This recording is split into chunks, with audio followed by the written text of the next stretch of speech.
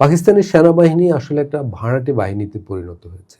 আফগানিস্তানে যুক্তরাষ্ট্রের স্বার্থ পালন করতে যেয়ে, যুক্তরাষ্ট্রের স্বার্থে ভূমিকা রাখতে যেয়ে বিগত দশকগুলোতে তারা যুক্তরাষ্ট্র থেকে প্রচুর সহায়তা পেয়েছে।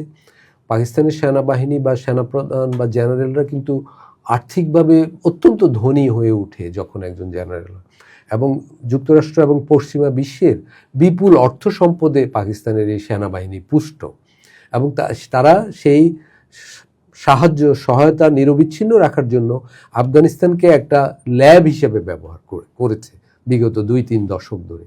এবং এখনও পশতুদের দমনের জন্য খাইবার এলাকায় পশতু তালেবান, যারা টিটিপি নামে পরিচিত, সেই বিদ্রোহ দমনের নামে এটাকে অনেক বড় সমস্যা আকারে দেখিয়ে যুক্তরাষ্ট্র থেকে ওরা সহায়তা পাচ্ছে এবং আফগানিস্তানের একটা যুদ্ধ আফগানদের উপর চাপিয়ে দিচ্ছে।